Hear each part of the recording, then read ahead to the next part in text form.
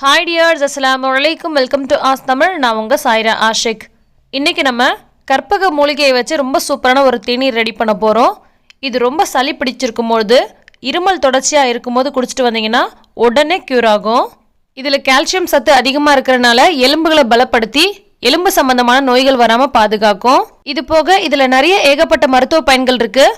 ரொம்ப சூப்பரான இந்த தேநீரை எப்படி செய்கிறதுன்னு பார்க்கலாம் வாங்க. இப்போ ஒரு கிண்ணத்தில் 2 டம்ளர் அல்லது 3 டம்ளர் அளவுக்கு தண்ணி எடுத்துக்கலாம். எத்தனை பேருக்கு போட போகிறீங்களோ அதுக்கு தகுந்த மாதிரி தண்ணி எடுத்துக்கோங்க. இப்போ இதில் ஒரு கைப்பிடி அளவுக்கு தூதுவளை இலைகள் சேர்த்துக்கலாம். கற்பக மூலிகையில் ஒன்றா இருக்கக்கூடிய இந்த தூதுவளையில் அவ்வளோ மருத்துவ பயன்கள் இருக்குது. கண்டிப்பாக இதை நீங்கள் அடிக்கடி உணவாக சேர்த்துக்கோங்க. நோய் தாக்கம் எதுவுமே ஏற்படாமல் இருக்கும். தூதுவளை, சிங்கவல்லி, அலர்க்கம் இப்படின்னு இதுக்கு நிறைய பேர் இருக்குது.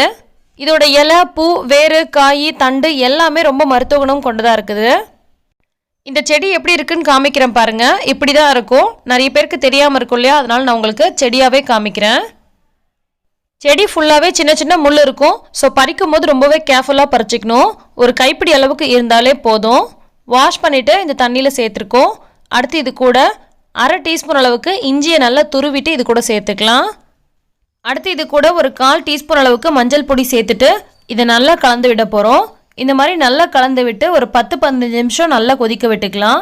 நல்லா தலபுலன்னு கொதிக்கும் போது இந்த மூலிகை இலையோடைய தன்மைலாம் இந்த தண்ணியில் நல்லா இறங்க ஆரம்பிக்கும். ஸோ இந்த மாதிரி நல்லா கொதிக்க விட்டுக்கோங்க.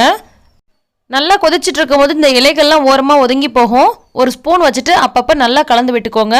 அப்போ தான் அந்த மூலிகையோட மருத்துவ குணமெல்லாம் முழுசாக இறங்கும். 2 டம்ளர் அளவுக்கு செய்ய போகிறீங்கன்னா 3 டம்ளர் அளவுக்கு தண்ணி ஊற்றிக்கோங்க. 10 நிமிஷம் 15 நிமிஷம் கொதிச்சதுக்கப்புறமா இது சரியான அளவில் இருக்கும். இப்போ ஒரு 10 நிமிஷத்துக்கு மேலே நல்லா கொதிச்சிருச்சு. இப்போ பார்த்தீங்கன்னா ஒரு 2 டீஸ்பூன் அல்லது 1 டீஸ்பூன் அளவுக்கு பனங்கல்கண்டு சேர்த்துக்கலாம். பனங்கல்கண்டு இருந்தால் சேர்த்துக்கோங்க, இல்லைன்னா சேர்க்க தேவையில்லை. பனங்கல்கண்டு சேர்த்ததுக்கப்புறமா இந்த மாதிரி ஒரு முறை நல்லா கலந்து விட்டுட்டு ஸ்டவ் உடனே ஆஃப் பண்ணிக்கோங்க. 10 நிமிஷத்துக்கு மேலே நல்லா கொதிச்சதுனால இந்த இலையை பாருங்கள், அதில் இருக்கக்கூடிய அந்த தன்மையெல்லாம் போயிட்டு நிறம்லாம் மாறி ஒரு மாதிரி சல்லுன்னு இருக்கும் இலை பார்க்குறதுக்கே. இப்போ நம்ம ஸ்டவ் ஆஃப் பண்ணிவிட்டு இதை எடுத்து சுட சுட வடிகட்டிக்கலாம். இந்த தேநீரோட டேஸ்ட்டு குடிக்கிறதுக்கு ரொம்ப ரொம்ப நல்லாயிருக்கும். இதில் நம்ம இனிப்பு சேர்க்காட்டி கூட லாஸ்ட்டாக கொஞ்சமாக தேன் சேர்த்து கூட குடிக்கலாம். நிறை, திரை, மூப்பு, பிணி நோக்கி நம்ம வயசுக்கு தகுந்த மாதிரி எந்த விதமான நோயும் வராமல் பாதுகாத்து ஆரோக்கியமாக வச்சுக்கக்கூடியது தான் காயக்கல்பம் அப்படின்னு சொல்லுவாங்க. அந்த காயக்கல்பம் மூலிகையில் ஒன்று தான் இந்த தூதுவளை. அப்படிப்பட்ட மூலிகையை வச்சு தான் இன்றைக்கி நம்ம ஒரு தேநீர் ரெடி பண்ணியிருக்கோம். இது சளி, இருமல், காய்ச்சலை போக்குறது மட்டும் இல்லாமல் வாத நோய்க்கும் பித்த நோய்க்கும் நல்ல ஒரு தீர்வாக இருக்குது. கால்சியம் அதிகமாக இருக்கிறதுனால எலும்பு நோய்கள் வராமல் தவிர்க்குது.